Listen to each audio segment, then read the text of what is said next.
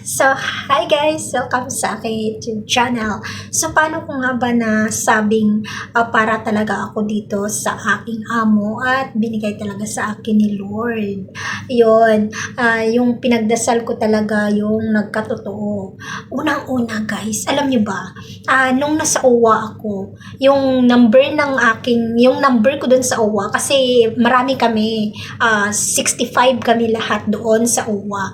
So, ang number ko guys is number 60. Pang number 60 ako. Pero, alam mo yun, naisip ko pa, sabi ko kanina pa ako dito. Alam mo, ako yung pinakaunang dumating doon sa OWA.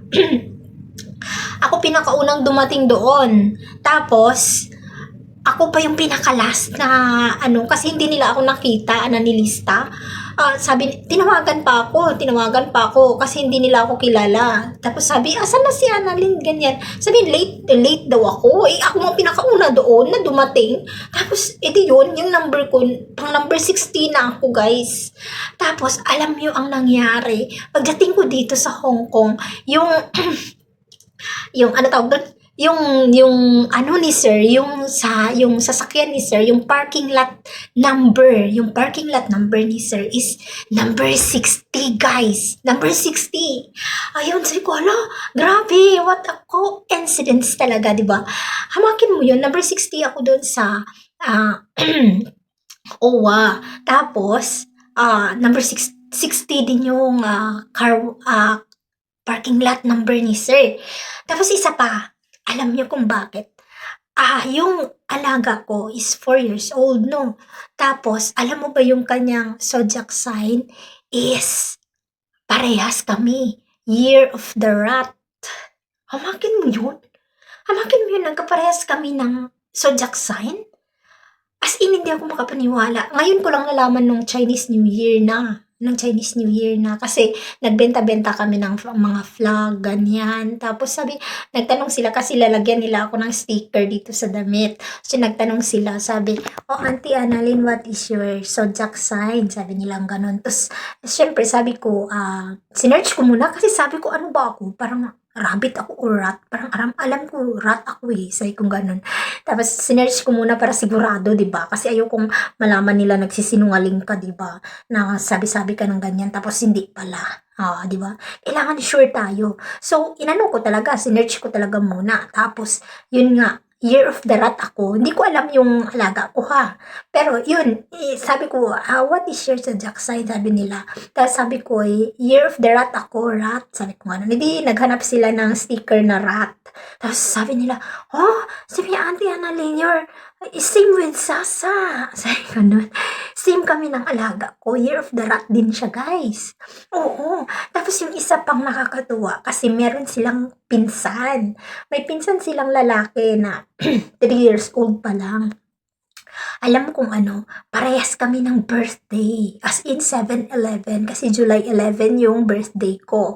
So, tinutukso nga nila daw yun na 7/11 Tinutukso nga nila yun na 7/11 yung tawag nila sa kanya. Kasi nga, yung birthday niya is July 11. So, di ba yung July is 7 sa number, tapos 11, kaya 7/11. Yun. As in talaga, guys, alam mo yun yung maraming yung maraming nagkatugma na hindi mo alam mo yun, hindi mo maintindihan. Pero nakakatuwa kasi maraming palatandaan kung bakit nandito ako ngayon sa aking amo. Oo.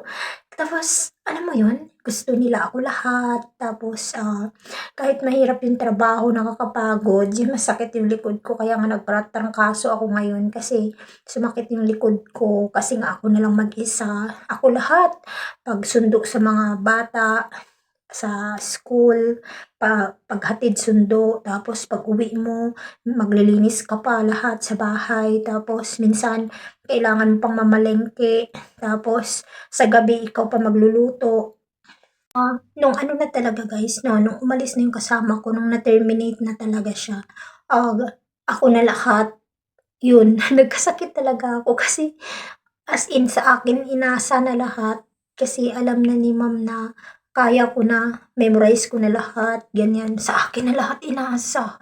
Ay Diyos ko, pagod ako palagi guys, pagod talaga ako. Tapos mga anong oras na ako natutulog, mga 11 na natatapos yung trabaho ko, 11 na ng gabi. Tapos siyempre maliligo pa ako niyan, mag-asikaso pa ako ng sarili ko. Tapos gigising ka ng 6:00 kasi kailangan mong, nagbabaon kasi ng lunch yung bata sa school. So, kailangan mong lutuan siya ng gulay, ng prutas niya, ay mag-prepare ka. Tapos buti na lang, kasi yung gabi, yung sa gabi na ulam at saka yung kanin, yun, iniinit na lang yun kinabukasan. Yun yung ginagawa nila para hindi naman as in mahirap.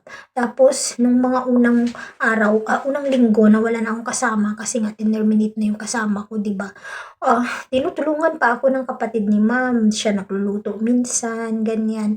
Pero nitong huli na, ako na, ako na yung pinapaluto niya, lagi, lagi sinasabi, mag-prepare ka ng dinner, ikaw na bahala, ganyan. Yung pagod-pagod talaga ako guys, tapos alam mo yun, yung utak mo kasi, imbis na yung iisipin mo yung sa alaga mo lang, mag-iisip ka pa ng anong iuulam. Kasi ilang ulam yan guys. Kailangan mo magluto ng baka, manok, isda, karne, baboy, at saka gulay. Tsaka minsan soup pa. 2 times a week kailangan magluto ka ng soup. So, kailangan mo mag-isip ng ganyan. Tapos, yung sa kay Lola naman, kay Popo, may gulay siyang hindi kinakain. So, kailangan lulutuin mo yung gulay, dalawang gulay. Pag dyan si Popo, yung isang leafy at saka isang yung mga matitigas na gulay. Gaya ng mga cucumber, ganyan. Or broccoli, hindi siya kumakain yan. Kaya more on leafy talaga siya, mga choy sam, patchoy, ganyan. So, yan, kailangan mong mag-repair. At saka, ang aga-aga kong umalis sa bahay guys, mga 2:30 PM, nasa labas na ako hanggang gabi yan. Tapos pagdating ko, ako pa mag-prepare.